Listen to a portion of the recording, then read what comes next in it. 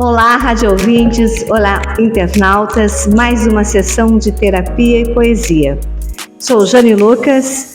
Eu sou o Sérgio Rosa. E hoje nós temos uma surpresa aqui para vocês. Nós trouxemos uma poeta, poetisa, escritora, que trabalha com genealogia, que é fantástico. Eu não conhecia antes de conhecê-la. Rosi Capelari. Eu tenho um carinho muito especial, porque eu só voltei às minhas origens, né? Por conta da Rosi Capelari. Eu te agradeço. Você pode falar com os nossos internautas, se apresentar? Olá, então, eu sou a Rosi Capelari.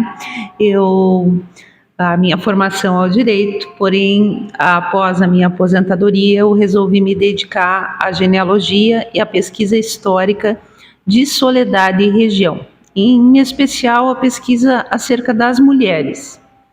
Então, a Jane Lucas foi uma grata surpresa na minha vida. O Sérgio também conheço há pouco tempo, um pouco menos que a Jane, né? Mas temos uma boa afinidade e estou aqui para conversar com vocês o que vocês quiserem. Rosi, uma das coisas que eu achei espetacular aqui, como leigo, logicamente, não estou a perguntar, mas você vai me ajudar a entender o processo. Você resgata as mulheres esquecidas, né? Aquelas mulheres que foram extremamente importantes para a comunidade, mas que simplesmente são colocadas como esposa de fulano de tal, e elas não aparecem. É isso mesmo o teu trabalho? Sim, em parte sim. Isso tudo começou quando eu tive uma curiosidade e comecei a descobrir que alguns nomes eram apagados da história, né? Comecei a pesquisar um antepassado, eu estava trabalhando com a minha própria árvore, né, genealógica, e aí eu procurei esse antepassado, que foi difícil de encontrar, e aí eu vi que encontrar as mulheres era ainda mais difícil. O nome delas desaparecia, a gente não conseguia encontrar a família delas, né? E que família ela era? Porque se o como se o rastro delas fossem apagados da história, né? É assim, a questão da troca de sobrenome, que ela é comum no casamento, mais recentemente, ela não era tão comum antigamente. Então, no século XIX, ainda permaneciam com o sobrenome de família original. Por incrível que pareça, as mulheres do XIX, às vezes, eu consigo encontrar. Daí o apagamento se dá por outras razões.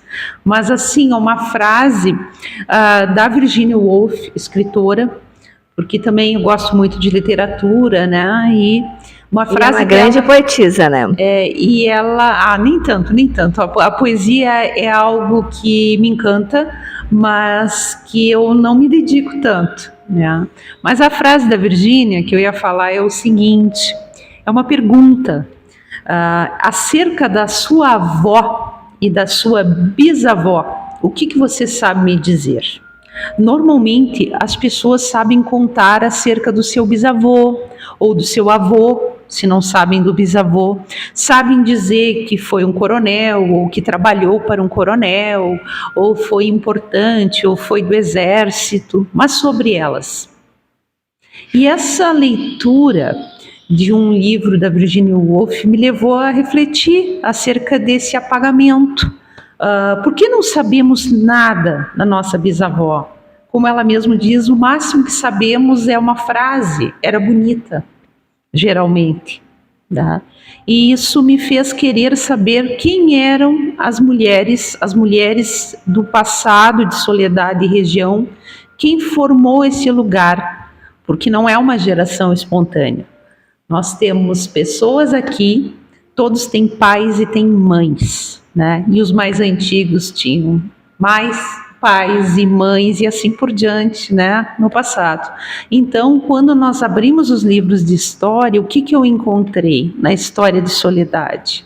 E também posso dizer na história de Espumoso, na história do Mormaço, na história de Ibirapuitã. Eu encontrei os nomes dos primeiros povoadores. Só tem homens. Então, se só tem homens, como é que essa cidade se desenvolveu? Como é que nasceram as crianças? Como é que nasceram essas crianças? Certamente havia mulheres. E aí eu comecei a trabalhar com esses nomes, encontrar quem eram elas, de quem elas eram filhas, e isso me fez compreender melhor até a formação da cidade, o porquê certos fatos ocorreram. Então acabou se tornando assim, é ao mesmo tempo um hobby, mas é uma busca de explicações históricas sobre onde estou, onde nasci, um lugar que eu amo muito, né? E eu quis compreender melhor isso. E eu vi que estudando as mulheres eu conseguia um novo olhar, eu conseguia novos fatos que eu não encontrava somente trabalhando com aqueles mesmos fatos que estavam nos livros de história que citavam somente os homens. Olha que interessante, quanta cura para estas famílias descendentes dessas mulheres. Quando eu falo que a Rosi Capelari é uma curadora, né? Porque ela faz terapia, isso é terapia também, né? Porque quanta cura ela traz quando resgata esta mulher para que os seus descendentes consigam enxergar de onde ela vem, que ela também faz parte da história dele, né? É o legal, eu estava pensando agora, eu estou na frente de duas mulheres que resgatam pessoas invisíveis, né? A Jane com o trabalho dela de rua, que resgata as pessoas que são visíveis, e a Rosi com as mulheres invisíveis, que são extremamente importantes e trouxeram a gente até aqui, educaram esses homens que se tornaram famosos, mas que esconderam talvez as mulheres. Não sei se isso foi proposital ou não, é isso você, na sua pesquisa, que tem que nos responder. Na verdade, é uma questão estrutural, não é proposital, não é deliberado, é uma questão de como a estrutura da sociedade patriarcal foi se formando, e isso foi acontecendo, e num passado muito distante isso foi necessário, a divisão dos papéis, né? E os papéis foram divididos em razão das habilidades de cada um. As mulheres e os homens, eles não são iguais, e a ideia não é uma busca de uma igualdade forçada, porque somos diferentes, fazemos diferente e temos que fazer. Isso é importante. O que se quer é equidade. É uma palavra que não se fala tanto, mas o que se quer é equidade. O que se busca é agora trazer esses nomes, porque é um momento em que não precisamos mais daquele homem das cavernas que usava sua força física e de uma mulher que não tendo essa força física ficaria fechada em casa tendo outro papel. Agora a sociedade se transformou e podemos ter vários papéis. Podemos exercer papéis de forma igualitária. Verdade, a gente percebe assim quanto a mulher vem avançando nesse ponto. Pilotos de avião, né? Engenheira civil trabalhando em obras, né? Tem espaço na literatura, né? Isso. Me parece, porque se nós formos revisitar a literatura, os livros didáticos que estudamos lá na escola, existiam muito mais homens que escreviam, né? Os autores eram masculinos, as mulheres se escondiam através de pseudônimos masculinos para terem direito a ter uma obra publicada no jornal, a fazer uma coluna no jornal de assinatura, né? É verdade. Sim, com certeza, porque foi uma transição longa, né?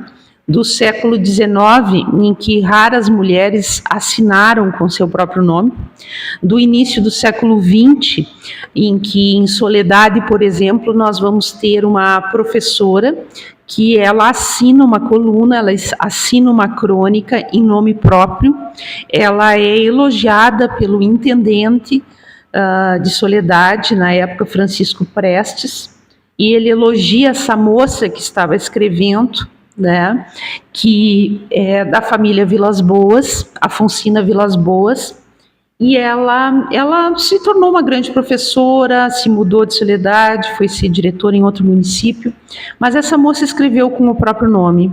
Mas naquele mesmo século XX, poucas ousaram, além dela, ali no início do jornal, nos primeiros jornais soledadenses, em 1908, 1909. A seguir, nós vamos ter pseudônimos. Então, há uma mulher que publica na década de 30 e ela usa o pseudônimo de Calíope, né? Os textos são notavelmente escritos por uma mulher, não há dúvida que é um pseudônimo usado por uma mulher. Ela escreve no feminino e ela fala dos desvalidos, ela fala das mulheres que estão na rua, isso naquela época. Então ela não tinha ainda condições de trazer o seu nome à tona, isso talvez a colocasse numa situação difícil naqueles tempos, porque não era muito bem visto que uma mulher escrevesse, que uma mulher ousasse assumir um papel que estava naquele momento destinado aos homens. Interessante, né? Quando você diz o olhar dela para os desvalidos, né? Para as mulheres também que estavam desvalidas, porque tinha um homem que cuidava delas. Quando esse homem se ia, elas ficavam à mercê, né? Eu queria que tu falasse um pouquinho sobre isso, que ela tem histórias riquíssimas, assim, que eu acho que nos curam também um pouco, porque faz conhecer as nossas histórias das nossas bisavós que estão lá atrás. Acho muito lindas as histórias que você falou. São várias as histórias nessa busca. Eu fui à busca do primeiro nome feminino na história de Soledade que eu poderia encontrar. Então, essa primeira mulher que eu consigo encontrar o nome, ela viveu em Soledade em torno de 1830, 40, por aí, eu não sei precisar os anos. Mas ela foi uma mulher que ela teve 3 maridos. Porque naquele período, em torno de 1840, uma mulher sozinha não sobrevivia. Então, o que aconteceu? Ela teve um primeiro marido, que eu sei pouco sobre ele, esse homem morreu, ela teve uma única filha com ele, depois ela vai ter um segundo marido que entra na história de Soledade, e esse marido, ele acaba também falecendo. Né? E eles não tiveram filhos, adotaram. O marido, antes de falecer, adotou algumas crianças, talvez fossem filhos com outra mulher. Isso era muito comum. São os segredos de família, né? Que nunca são bonitos, né? Isso não saberemos, mas o que me chamou a atenção é que ela ficou proprietária de terras, ela ficou proprietária de muitos bens. E aí, o que eu encontro? Eu encontro um documento que antes de se casar com o terceiro marido, então, ela faz uma partilha dos bens para esses filhos adotados pelo marido anterior e se casa novamente. Ela tinha em torno, então, de uns 45 anos de idade no terceiro casamento. Velha na época, né? Considerada velha na época. Velha na época. Mas ela não poderia, normalmente, naquele período, as mulheres dificilmente conseguiam fazer negócio em nome próprio. Então, aconteceu um outro caso, em Soledade, pesquisado por uma grande pesquisadora nossa, 2 grandes pesquisadoras, a Elisete Scorsato Ortiz e a Maria Beatriz Kinney-Eifert, que elas encontraram a história de uma outra mulher que, quando o marido morreu, ela foi pedir em juízo a partilha dos bens com seus filhos, fazer o inventário. Sim. E o juiz determinou o casamento dela com o cunhado, para que o cunhado deliberasse acerca dos bens. Ela foi punida por ter ficado viúva, né? É uma punição aí, né? Ela foi buscar a justiça que não tinha olhar algum naquela época de acolhimento à mulher. De acolhimento à mulher. De punição, né? Muito triste. A gente vê, né, a própria justiça, né? E você que veio do judiciário conhece bem mais do que nós, eu e a Jane. Como é triste, né, a gente ouvir essas histórias, embora sejam extremamente importantes para trazer à luz essas verdades, mas elas doem, são verdades dolorosas. Até eu aqui sou o homem, né, representante aqui da classe masculina, eu sinto essa dor, né, porque imagina os teus bisavós, a tua avó, tua bisavó, sei lá, tuas tias, né, do passado, tendo que se submeter a uma coisa tão vil. Sim. No momento de tamanha dor, né? No momento de tamanha dor. Se não me engano, em 1835, 1840 era a Revolução Farroupilha, ainda era um momento de guerra, se não me engano. Imagina só como é que eram as coisas nesse tempo. A importância que tem o trabalho da Rosi nesse sentido, desse resgate das mulheres, que na verdade vem trazendo cura sistêmica, né? A um dos seus descendentes, né? Eu vejo pouco por esse lado, porque eu sou uma pessoa muito prática, então eu tenho trabalhado essas árvores familiares todas para compreender o processo histórico de um município, né, a sua formação, porque é algo que me fascina muito, que eu sempre tive vontade de fazer, e ao longo desse trabalho eu fui encontrando esses casos que eu comentei, né, e que foram me fazendo enxergar como era a realidade das nossas trisavós, no caso, bisavós, e assim me fascinou muito esse mundo, então eu estou querendo preparar alguma coisa para que as pessoas possam ter acesso a essa informação, né? Mas isso estou fazendo com todo vagar, já faz um bom tempo que as pesquiso. A primeira busca que fiz foi o nome de todas as primeiras damas do município, porque o início dessa pesquisa se deu quando eu fui procurar um vice-prefeito e os vices também desaparecem.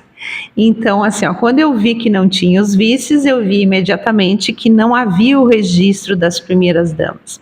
E as primeiras damas, elas normalmente faziam um trabalho social, que é uma área que sempre foi considerada menos importante e não digna de registro. Então, assim, a imprensa é que registrou alguma coisa, por isso nós encontramos os dados ainda. Mas em cada gestão, de cada intendente, de cada prefeito, os problemas sociais, eles eram entregues, às vezes, às mulheres, que consideravam, naquela época, um ato de caridade. Não era visto como algo que fosse papel também do Estado, era visto como um ato de caridade e, portanto, era entregue às mulheres. E elas trabalharam muito, só que esse trabalho jamais foi reconhecido, jamais foi elaborado naquele momento passado como algo de importância. Mas muitas delas fizeram isso, e esse foi o motivo que eu quis resgatar o nome delas. Não por uma questão romântica, de ter o nome daquela mulher que fica ao lado daquele homem, ou atrás dele, como diziam, com um buquê de flores no dia da posse. Não por isso, mas pela suspeita, praticamente certeza, de que havia um trabalho ali feito por essas especificamente, e como o nome deles eu consegui obter, talvez eu conseguisse o delas também. Foi um processo bastante lento até completar o nome delas, levou 2 anos, até que eu encontrasse as mais difíceis de encontrar, aquelas que foram esposas dos prefeitos nomeados naqueles períodos mais ditatoriais que tivemos, então, que eram homens que vinham de fora e depois iam embora também com essas mulheres, e de algumas, inclusive, eu encontrei vestígios de que trabalharam, sim, em prol de causa social. Então, parabéns, Rosi, lindo esse trabalho, né? Lindo. Magnífico. Mas eu vou provocar você numa curiosidade que os internautas vão adorar, que ela é uma bruxa dos cemitérios, né? Eu ia perguntar isso. Conta essa história aí para nós. Pois é, essa história dos cemitérios, né? Eu fiquei já conhecida por pesquisar em cemitérios, porque quando não se tem nada, né, num livro, e no caso das mulheres, geralmente não tem o nome delas, né? Encontrar o túmulo do marido é encontrar o nome da esposa, por vezes com o sobrenome de solteira, e encontrar toda uma família. Então eu pesquiso nos cemitérios de época da região, sim, eu gosto muito de fazer essa busca. Eu vou dizer para vocês que ela vai com uma vassoura, como se fosse uma bruxa, tá? Vou mesmo, porque para quem conhece cemitérios perdidos, às vezes em propriedades, eles estão nos campos, que são as pessoas mais antigas. Então tu chega lá, tu não consegue nem passar por cima, né, dos matos que tem. Então eu tenho uma vassourinha assim para varrer o túmulo, para enxergar o nome das pessoas que está ali, né? Tem o kit, né? O kit cemitério, que no meu carro tem uma caixinha, então com giz giz de colégio, esse giz branco que se usa em colégio, porque ele é útil naquelas lápides de pedra muito antigas, elas vão se perdendo, vão se desgastando, e passar o giz permite que a fotografia revele os nomes que restam escritos ali.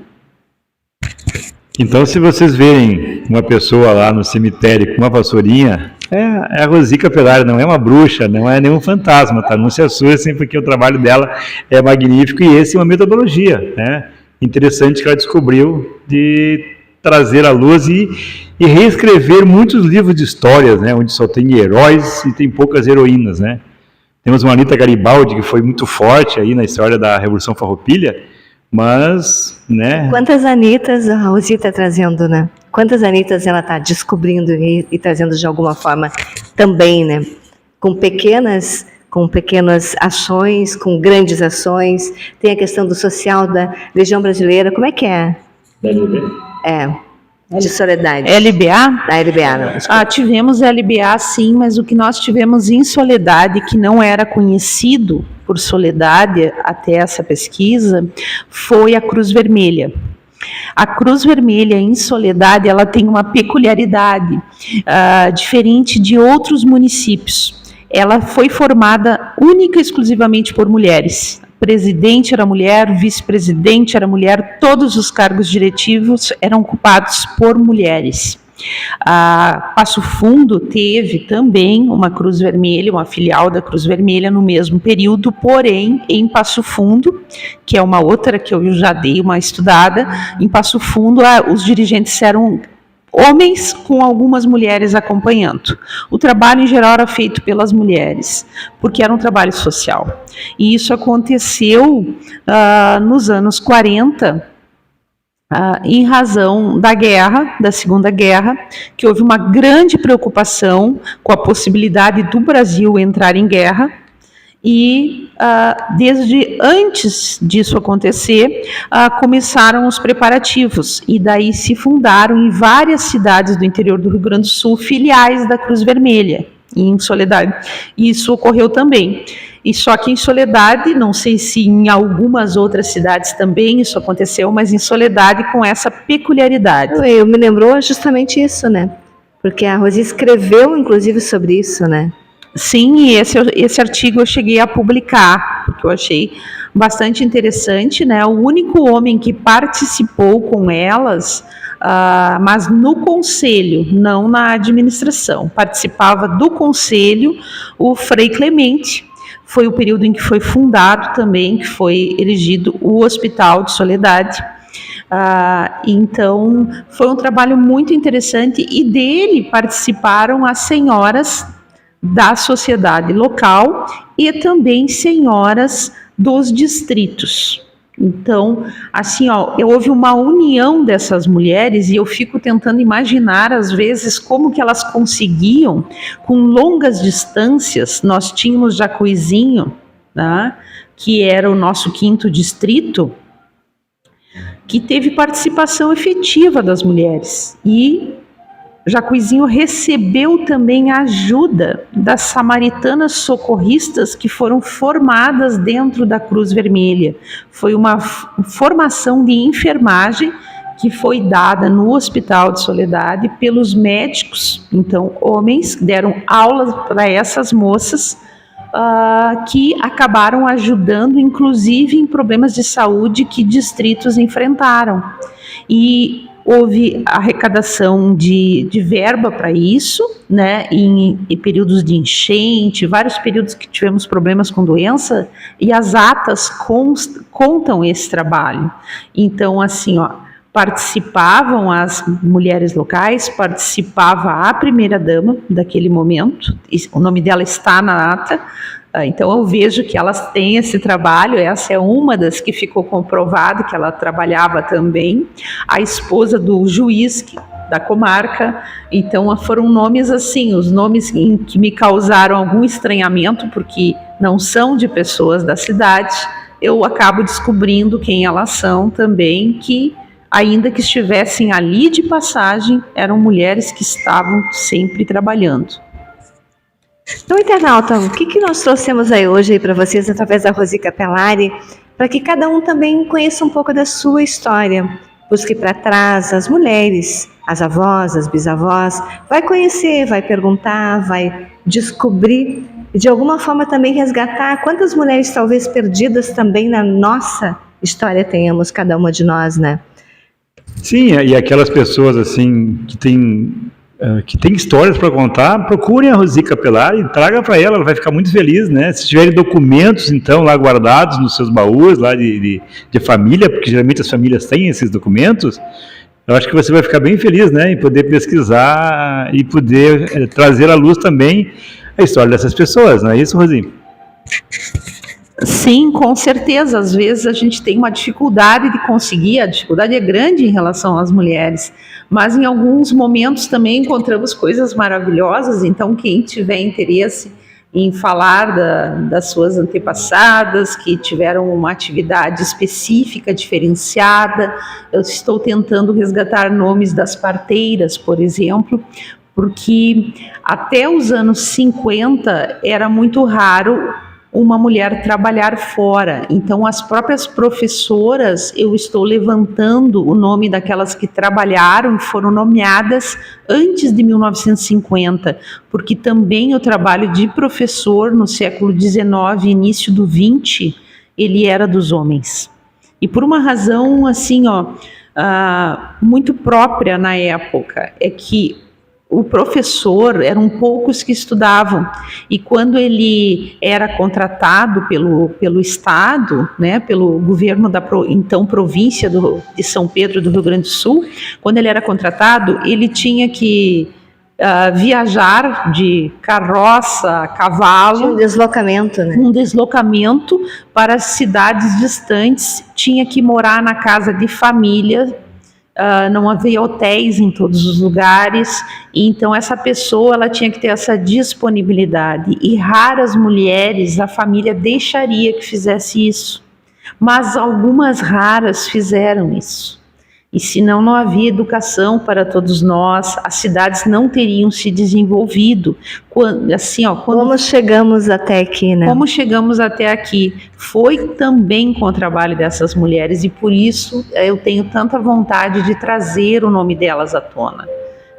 Tivemos mulheres fantásticas, cuja história de vida, quando nós investigamos, nós descobrimos o porquê isso aconteceu, como que ela conseguiu, olha que interessante. E outras profissões, a Soledade teve fotógrafa no início do século XX, não tão no início, até porque a fotografia ela começa a ganhar força mais tarde, mas entre os primeiros fotógrafos nós temos uma mulher, nós temos mulheres com atividades diferenciadas que estamos buscando saber. Jane, estamos chegando no final, né, do nosso programa e eu aprendi demais aqui, estou muito feliz, né, de saber. Ficar na realidade uma noite toda, né? Toda conversando aqui. Uma noite de vinho com Rosi Capelari é um programa único, maravilhoso. Gente, podem apostar. Eu já participei e te digo que é muito bom, falar que nós nos conhecemos. Nesse espaço fantástico aqui, né, do Néctar aqui de Espumoso, nós fizemos o nosso programa de hoje, né, e Jane, te agradeço por ter vindo até aqui também. E muito obrigada, Rosi, um prazer estar com você. Internautas, próxima semana, terapia e poesia conosco de novo.